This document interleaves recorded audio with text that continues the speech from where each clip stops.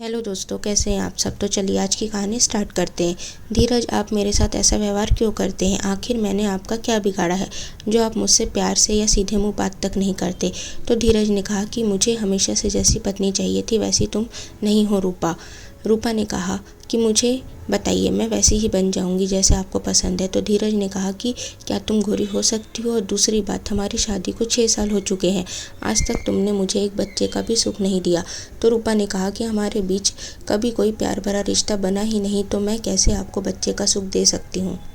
तो धीरज ने कहा कि अपनी कमी को मेरे सिर पर मत डालो, और प्यार भरा रिश्ता होने के लिए प्यार करने लायक पत्नी भी होनी चाहिए, जो तुम नहीं हो। पता नहीं किस मनहूस घड़ी में मेरी शादी तुमसे हो गई और वह करवट बदल कर सो गया।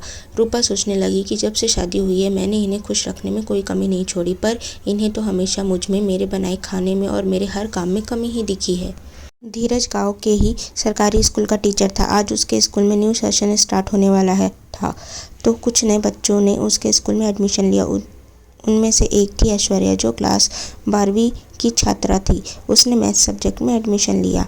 धीरज भी मैथ्स का ही टीचर था। जब धीरज क्लास में गया और उसकी नज़र जब ऐश्वर्या पर पड़ी तो उसे देखते ही वो उसकी आंखों में खो गया। अब वो उससे बात करने के बहाने ढूंढने लगा।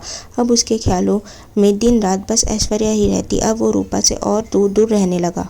इधर ऐश्वर्या भी धीरज के आसपास रहने के बहाने ढूंढने लगी। वह कभी मैथ्स के सवाल पूछने के बहाने तो कभी किसी प्रोग्राम की बात करने के लिए हमेशा धीरज के पास स्टाफ रूम में पहुंच जाती। 2 दिन बाद ऐश्वर्या का जन्मदिन था, तो उसने अपने सभी खास दोस्तों के साथ साथ धीरज के लिए भी सूजी का हलवा बनाया। जब स्टाफ रूम में धीरज को सूजी का हलवा देने गई तो हलवा खाकर धीरज ने ऐश्वर्या की बहुत तारीफ की और उससे कहा कि मैं तुम्हें बहुत पसंद करता हूँ, क्या तुम भी मुझे पसंद करती हो? तो ऐश्वर्या वहाँ से मुस्कुराकर चली गई। एक दिन ऐश्वर्या बहुत ज़्यादा दुखी थी, तो धीरज ने उससे पूछा कि ऐश्वर्या क्या हो गया? तो ऐश्वर्या ने कहा कि सर, अब मैं 18 साल की हो चुकी हूँ। मेरे मम्मी पापा बहुत ज़्यादा गरीब है। मेरे घर में आज एक ज़मींदार के बेटे का रिश्ता आया, तो मम्मी पापा मुझे शादी करने के लिए दबाव डाल रहे हैं। उन्हें सिर्फ लड़की चाहिए, दहेज नहीं। तो मेरे मम्मी पापा मेरी शादी उस लड़के से करवाना चाहते। तो धीरज बोला, ऐसा नहीं हो सकता ऐश्वर्या, मैं तुमसे प्यार करता हूँ और मैं ही तुमसे शादी करूँगा। पर आज मैं तुम्हें अपने जीवन की एक सच्चाई बताता हूँ।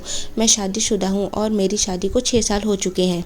मेरी पत्नी मेरे मम्मी पापा और मुझसे रोज़ कोई ना कोई बात को लेकर लड़ाई झगड़ा करते रहती है और हमेशा मुझे किसी ना किसी बात पर ताने देते रहती है। आज शादी को 6 साल हो गए, पर उसने मुझे बच्चों का सुख नहीं दिया, ना ही वह मुझसे वैसा प्यार करती है जैसा कि एक औरत को करना चाहिए। मैं 2 महीने के अंदर ही उसे तलाक ले लूँगा। तब तक तुम मेरा साथ दो और इस रिश्ते के लिए मना कर दो। मैं तलाक होने के दूसरे दिन ही तुम्हारे घर रिश्ता लेकर आऊँगा। आखिर मेरी सरकारी जॉब है, मेरे पास प्रॉपर्टी की भी कोई कमी नहीं है और मैं दिखने में भी हैंडसम हूँ, तो तुम्हारे पेरेंट्स इस रिश्ते के लिए मना करेंगे ही नहीं। अब उसी दिन से धीरज का व्यवहार रूपा के लिए बदल गया। वो झूठे प्यार और झूठे फिक्र का नाटक करने लगा। रूपा को धीरज का बदला रूप देखकर आश्चर्य हुआ, पर उसने इस बारे में ज़्यादा सोचा नहीं। अब वो रोज़ रात को रूपा को दूध में थोड़ी थोड़ी जहर मिलाकर देता, जिससे रूपा को दिन भर कमजोरी और चक्कर जैसे लगता। जब डॉक्टर से चेकअप करवाया तो डॉक्टर को कुछ भी गलत नहीं लगा। धीरज ने रूपा को प्यार से कहा कि तुम थोड़ा कम काम किया करो, शायद इसलिए तुम्हें कमजोरी लग रही है। आराम ज़्यादा करने से थोड़े ही दिन में तुम्हारी कमजोरी देखना कैसे गायब हो जाएगी। रूपा ने धीरज की बात मान ली। अब दिन ब दिन रूपा हड्डियों का ढांचा होते जा रही थी। 1.5 महीने बाद ही रूपा की तबीयत ज़्यादा खराब हो गई, तो उसे हॉस्पिटल ले जाया गया, जहां डॉक्टर ने उसे मृत घोषित कर दिया। धीरज ने इतना सुनते ही जोर जोर से रोने का नाटक करना शुरू कर दिया। अब रोते रोते रूपा की माँ को फ़ोन किया और सारी सच्चाई बता दी। रूपा की माँ को तो यकीन ही नहीं हुआ। उनका पूरा शक धीरज पर था, क्योंकि वो अपने बेटी की शादीशुदा रिश्ते की सच्चाई जानती थी, पर बिना सबूत के वह कुछ भी नहीं कर सकती थी। रूपा को गुजरे 1 महीने ही हुए थे कि धीरज ने ऐश्वर्या के घर जाकर उसका हाथ मांग लिया और उसके पेरेंट्स को भी शादी के लिए राजी कर लिया। 1 हफ्ते के बाद ही दोनों की शादी हो गई। ऐश्वर्या जब शादी करके घर आई तब घर के आसपास वाले लोगों ने खुसुर फुसुर चालू कर दी कि इसी ने ही रूपा को मारा है। इसे तो वैसे भी रूपा पसंद ही नहीं थी, वह हमेशा उसे जलील करता रहता था, और भी कई तरह की बातें लोग करने लगे। रूपा की माँ को भी जब शादी के 1 हफ्ते हो गए तब पता चला कि उसके दामाद ने दूसरी शादी कर ली है। धीरज ऐश्वर्या को बहुत खुश रखता था। उसने उसकी पढ़ाई जारी रखी। वो हर तरह से ऐश्वर्या का साथ देता था। एक दिन दोपहर का टाइम था। एक पड़ोस की ही बूढ़ी औरत ऐश्वर्या के पास आई और उससे कहती कि देख, इसने ही अपनी पहली पत्नी को मारा है, अब वो पता नहीं तेरा क्या हाल करेगा। और वो वहाँ से चली गई।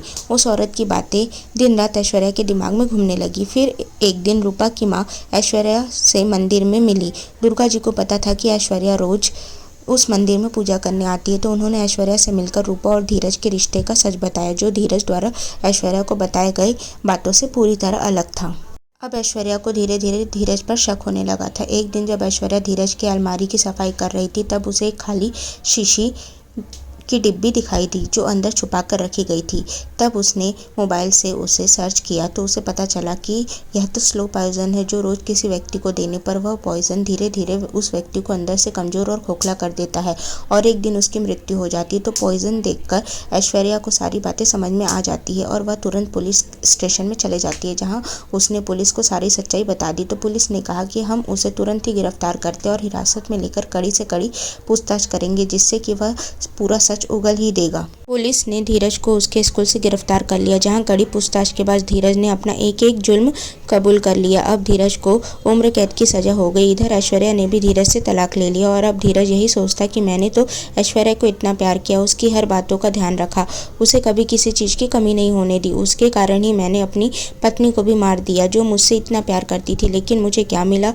मेरी पत्नी की हत्या करने का ही फल मुझे मिला है, जो मैं अभी भुगत रहा हूँ। सो दोस्तों, आपको यह कहानी पसंद आए तो प्लीज़ इस कहानी को लाइक करें, शेयर करें एंड चैनल को सब्सक्राइब करें। Thank you for watching. Thank you.